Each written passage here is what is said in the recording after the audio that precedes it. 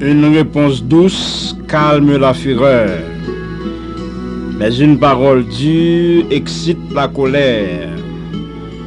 La langue des sages rend la science aimable, et la bouche des insensés répand la folie.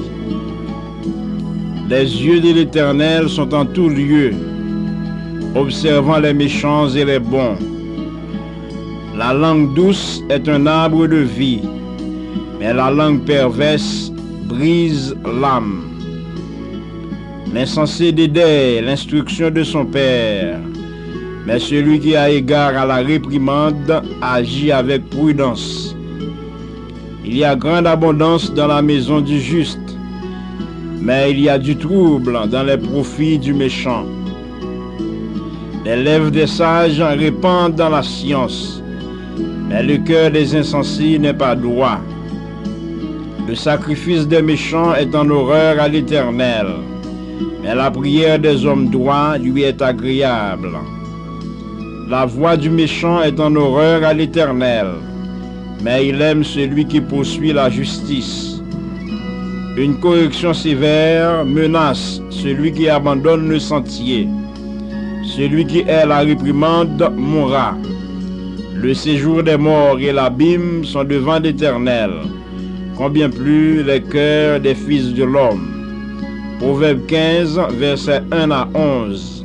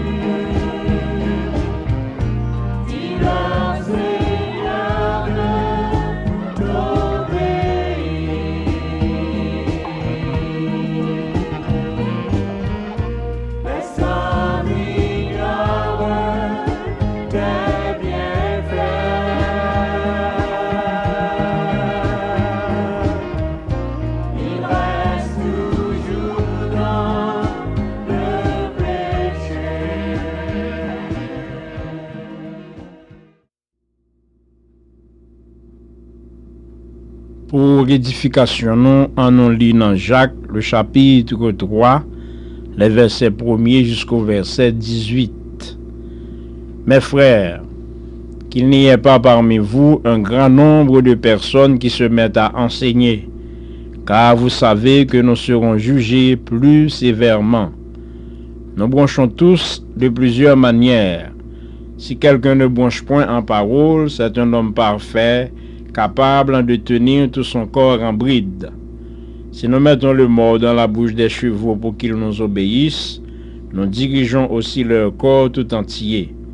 Voici, même les navires qui sont si grands et que poussent des vents impétueux sont dirigés par un très petit gouvernail au gré du pilote. De même, la langue est un petit membre et elle se vante de grandes choses. Voici, comme un petit feu peut embraser une grande forêt, la langue aussi est un feu.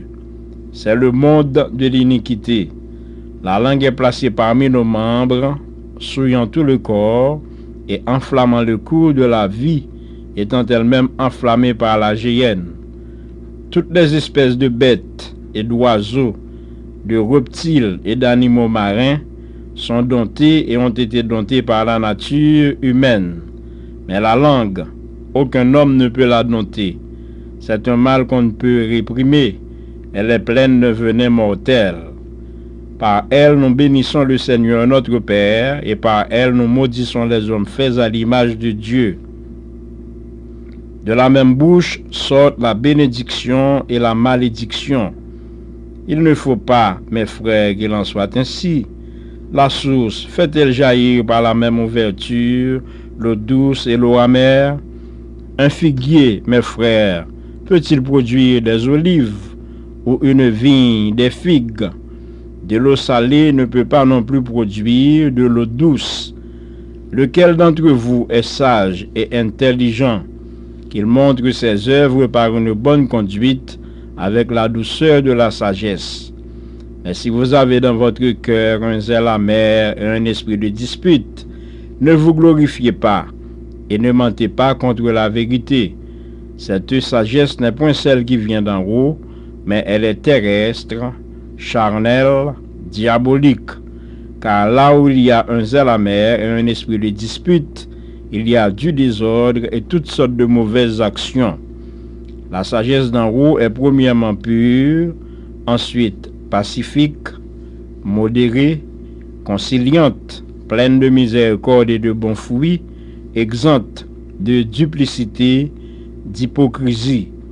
Le fruit de la justice est semé dans la paix par ceux qui recherchent la paix. Le mauvais usage de la langue, c'est ce sujet ça que nous avons attiré attention. Un plus grand don que bon Dieu ban nous, c'est pouvoir pour nous capables de parler. Donc ça, bon Dieu te baille à l'homme pour que l'homme te capable louer lui et partager bénédiction lui avec Silao qui semblait avec lui. Mais hélas, donc ça, il perd du but original lui par la chute de l'homme.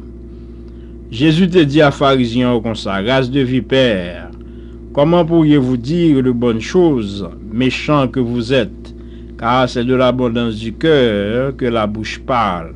Matthieu chapitre 12, le verset 34. Et monsieur Sao pas t'apprendre pour être capable de contrôler langue. Vu nature langue comme une source d'offense pour les hommes et pour Dieu, nous devons tenir compte exhortation que l'apôtre Paul écrit dans Éphésiens 4, verset 29. Aucune parole pernicieuse ne doit sortir de vos lèvres, mais s'il en est besoin, quelques paroles bonnes, capables d'édifier et d'apporter une grâce. En écoutant toutes paroles que Jésus dit dans Matthieu chapitre 15, le verset 11. Ce n'est pas ce qui entre dans la bouche qui souille l'homme, mais ce qui sort de la bouche, c'est ce qui souille l'homme. Il est significatif pour nous capables de remarquer la conviction du péché exprimée par le prophète Ésaïe après sa vision de l'Éternel dans toute sa majesté. Ésaïe criait: malheur à moi, je suis perdu, car je suis un homme dont les lèvres sont impures. Ésaïe 6, verset 5. Prière continuelle que nous devons faire, c'est Éternel, mets une garde à ma bouche, veille sur la porte de mes lèvres. Psaume 141, verset 8. Dans Jacques chapitre 1, verset 19, il dit nous que tout homme soit lent à parler. Maintenant, il montre nous raison, exhortation ça. L'anglais est capable bien dangereuse dans la relation nous avec l'autre monde, puisque responsabilité solennelle que nous gagnons, c'est édifier et bénir l'autre monde. Deux premiers versets dans le 3e chapitre Jacques ça, ils enseignent nous que nous devons prendre en pile précaution l'on a parlé. L'anglais n'est pas un grand membre encore, mais seulement un mot ça et là capable de détruire la réputation de frère, la joie et la paix de un voisin, utilité d'un serviteur de Dieu, confiance d'un monde qui est faible, espérance d'un nouveau converti, moralité d'un monde qui n'est pas bien fondé dans la parole de Dieu. Oh frères et sœurs, ou même avec moi, nous avons besoin de veiller sur la parole qui a sorti dans la bouche non. Allons prier le Seigneur pour que nous soyons capables de faire de langue non un bon usage. Que le Seigneur vous bénisse. Amen.